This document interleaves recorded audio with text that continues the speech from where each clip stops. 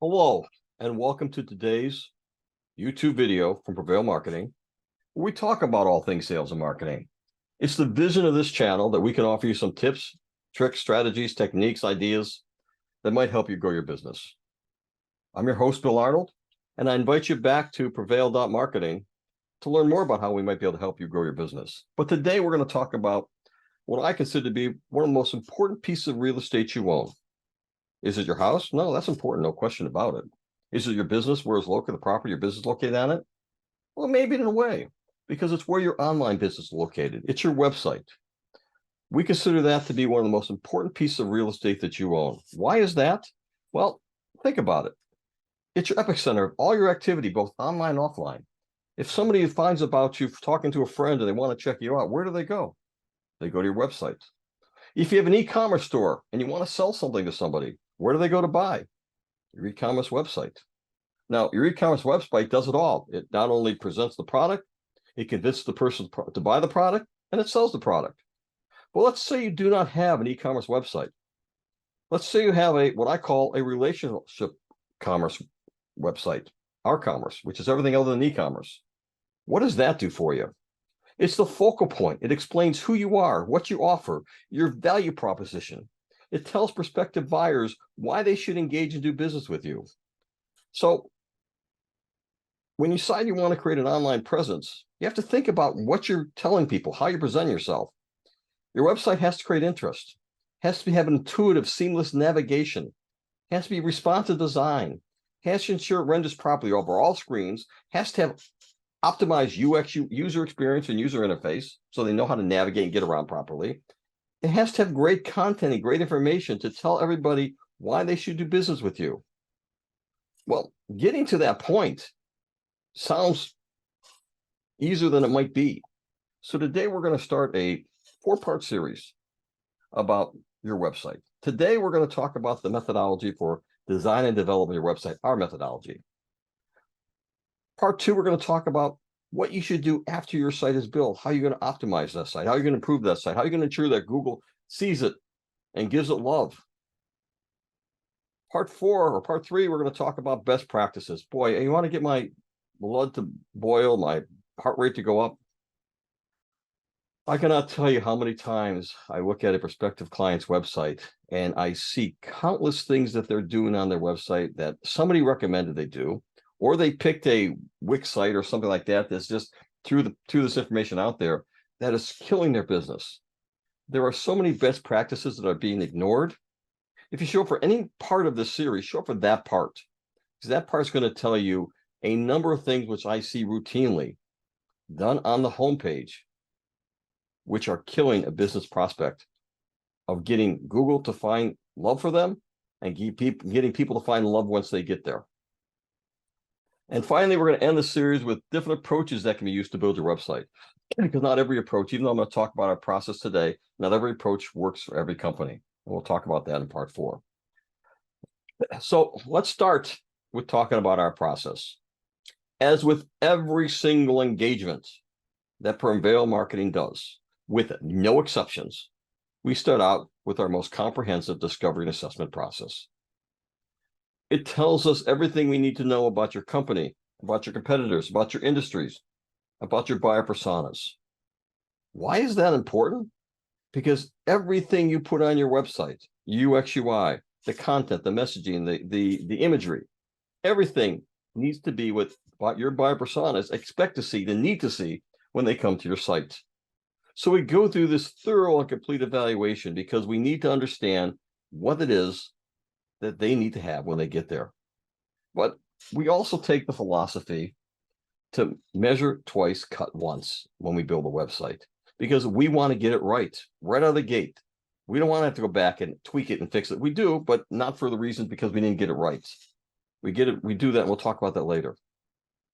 So we have a whole series of additional inquiries we make before we start any design or any development process. So we first sit down with once we get through discovery assessment, once we do the buyer personas, once we do the strategic buyer insight report, once we get all that done and know the messaging and the type of content each buyer persona needs to see at each stage of that buyer's journey, we then sit down with the stakeholders of the company we're doing the website for, and we establish the goals. What is the purpose of this website? Does it need to cultivate leads? Is it our commerce? Impact is this website trying to have? Seems pretty basic, but you need to get on the same page as the client because it's not always the case. Then we brainstorm their wish list. What do you, in your ideal world, what would you like to see your website do? What features and functionalities? Do you need maps? Do you need parallax scrolling? Do you need interactive features? Let's talk about what you need. Do you need an e-commerce store? We go through this whole process of the wish list, and then we sit down and we come to reality.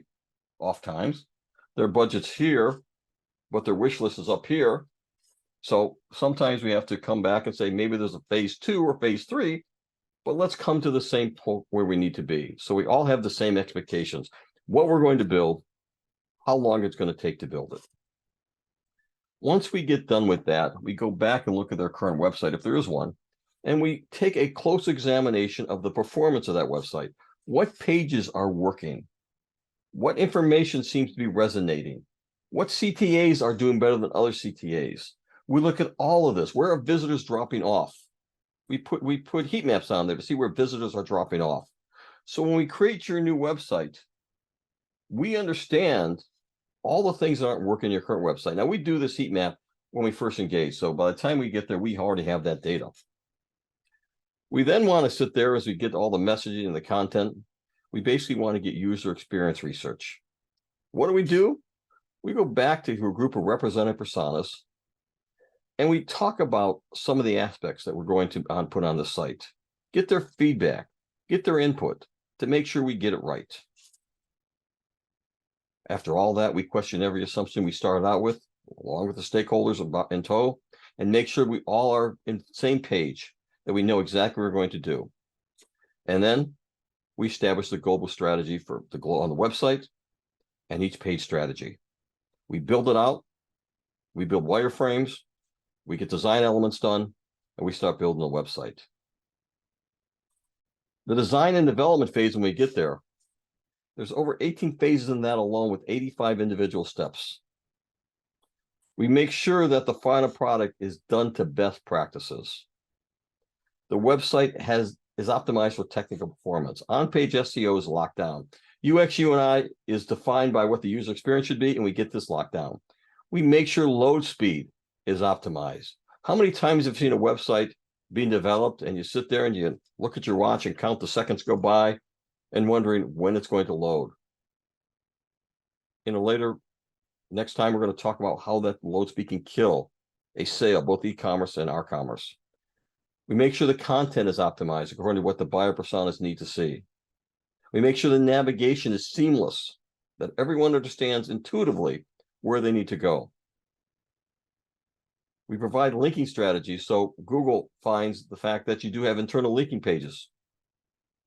We make sure the platform we're building on is optimized for the use. If we have an e-commerce site, we're going to put it on an e-commerce platform. We make sure that mobiles and tablets performance is optimized, and we reduce any areas of friction. So again, if I come to your site, I'm not hung up anywhere. Everything flows seamlessly. So that's the process we use here at Prevail Marketing. If you'd like to get more detail and an infographic that explains exactly what these steps are, I recommend you go to our website, look for this blog, and you can get links back to those infographics. It may sound like, oh my God, the time it would take to build the site is no, that's not the case at all. We've got this process down. It's refined so well that it really doesn't add any extra time because we do this in conjunction with other things. We'll talk about the time it takes in series 4. And the reason I say in that series is because depending on the methodology we use will dictate what happens. So I want to thank you for attending today.